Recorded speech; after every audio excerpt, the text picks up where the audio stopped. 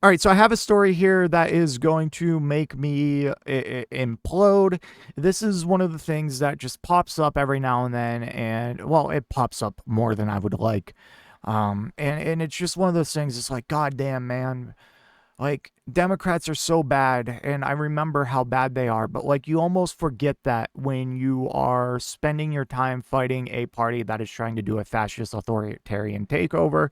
It's because, like, why am I going to sit here and exclusively go after Democrats when we are literally fighting fascism?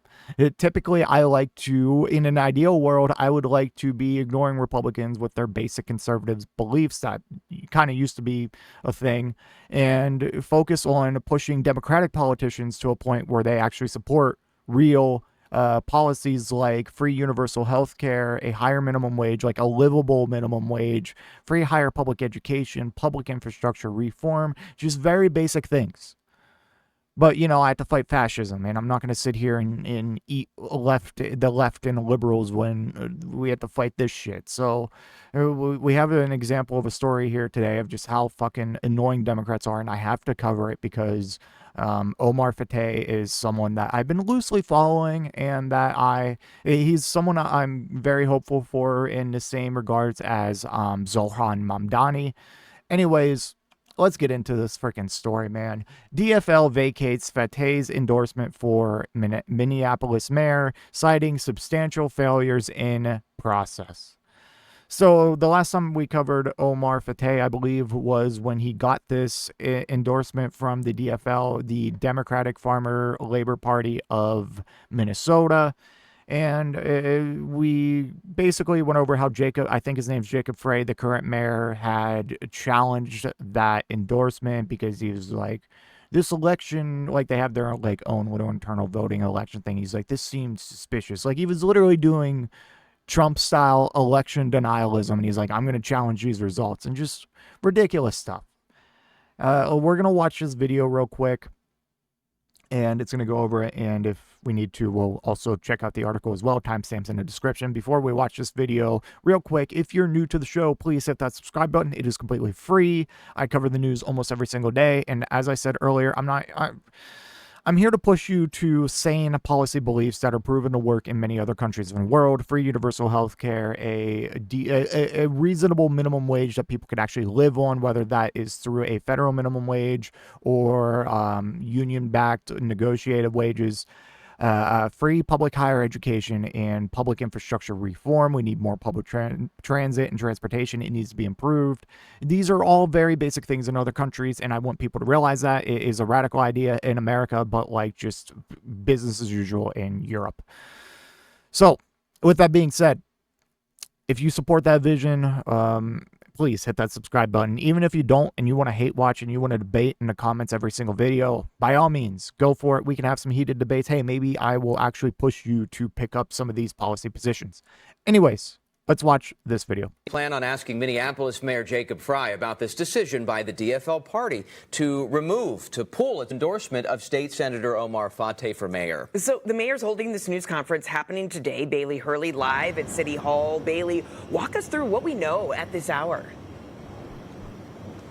Brittany, Matt, the DFL party chair says that substantial failures were found in the vote that happened last month at the Minneapolis DFL convention. This ruling coming after a flurry of challenges were submitted to the state DFL, pointing out major issues with the electronic voting system that was used at that convention, also raising questions about whether a quorum was present or not when the final ballot was counted that sealed the party's endorsement for Omar Fateh over incumbent Mayor Jacob Frey.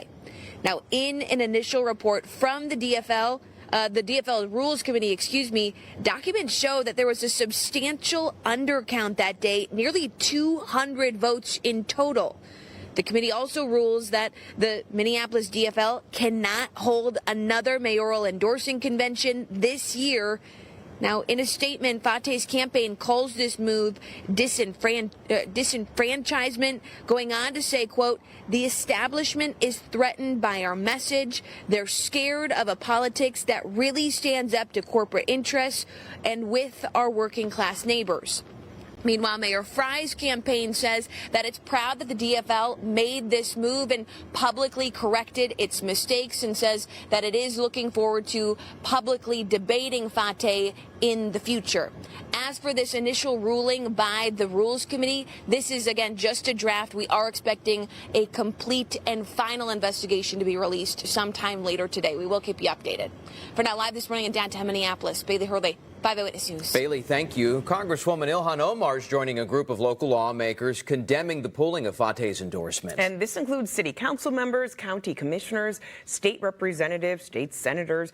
In a statement, the group says it's inexcusable to overturn the results because board members did not like the outcome. We'll keep tracking that story for you. And what they just said at the end there is 100% accurate. The board members did not like the outcome. It's that simple.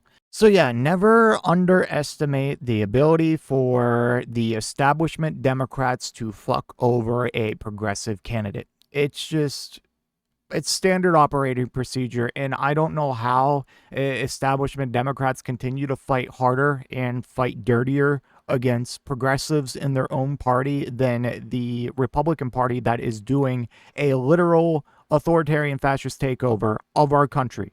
Deploying military in the street, taking away due process, just mass deportations. It's awful, man. It is awful. And we're sitting here fighting progressives. Donald Trump's out here talking about like running in 2028. Like it's crazy. And it blows my mind. It blows my mind. And like when these primaries come up, every single establishment Dem, they need to go. They need to go. Like they have this mindset. It's like, hey, we're gonna just coast in the midterms and everything's gonna be good because the Republican Party's so bad. It's like, well, that could pan out, but like then we either that pans out and nothing really changes, and then the cycle continues and we end up with a even more radicalized Republican Party than we have now. Or we can just actually kick these fucking clowns out of their positions and get real progressives in their place who, one, know how to fight and actually know how to provide an alternative policy vision for the country. One thing that Trump and Republicans have done in the past election, they were able to make it clear what their policies were. Now, if you had half a brain, you could look at those policies and be like, wow, these are some really bad policies, but people wanted something. They wanted change. And we need that kind of version on the left. And the thing is, with the change that the left could propose is actual good change that has been proven to work around the world, like universal health care, free higher public education, a living minimum wage, public infrastructure reform, going back and cracking down on climate change, trying to get us off fossil fuels and just pump up renewable energy, which to Biden's credit, he was doing that. But we need an alternate vision, and they don't have it. And anyone who in that party tries to have it, they just stomp down and they stomp out. And it's crazy because it's like, oh, Democrats don't have the ability to fight. They can't fight. They don't know how to fight. It's like, yeah, they do. Watch Chuck Schumer versus a progressive Democrat. He'll fucking pull every string and hit every rule in the book to fucking screw them over. It's insane. But with Donald Trump, it's like strongly worded letter, strongly worded letter, strongly worded letter. Please don't do this, Mr. Trump. Like, it's doing my head in, man. It's doing my head in. So never underestimate the ability for establishment Dems to screw over progressives. Like we're seeing this now with Zohran Mamdani. He hasn't gotten like any establishment endorsements. In fact, like high-level leaders like Hakeem Jeffries refuse to endorse him. You have dipshit Democratic governors like Josh Shapiro actively attacking him for being anti-Israel. You have freaking like Islamophobic freaks like what's her name, Kirsten Gillibrand, just making Islamophobic comments about him. Like, I feel like I'm losing my mind here. Vote blue no matter who my ass. Now, in regards to this election, it's obviously at least for the endorsement between two Democrats, but like they expect us to always fall in line if it's an establishment Democrat. They expect progressives to fall in line. But they won't do the same. But they won't do the same for Mamdani. They won't do the same for Omar Fateh. It's sickening. Like, even something else that happened in either the last few weeks or the last month or two. Oh, Tim Walz, who I thought was like an actual decent progressive governor. I mean, he did have some slip-ups on the election trail with in regards to Israel-Palestine, but besides that, his policy record speaks for itself. And this motherfucker, Tim Walz, he comes out and endorses Jacob Frey or Frey, whatever the hell his stupid dipshit establishment Democratic name is. He endorsed him over Omar Fateh. What are we doing? What are we doing? Like, I feel like I'm losing my mind, man. Like, even Tim Walz can't endorse the real progressive. We're in trouble, man. We are in trouble. And this is why I will try every single day to push more and more people to the belief of policies and not stupid-ass team games and stupid-ass party games. You know what I'm saying? Anyways, let me know what you think in the comment section down below, and I will see you in the next one. If you made it to this point in the video, I just want to give a special thank you. If you enjoyed it, please hit that like button down below, and if you really enjoyed it, maybe consider hitting that subscribe button while you're down there. I want to hear your thoughts in the comment section. I will try to reply to any and all comments that I can. Until next time, watch that video on screen.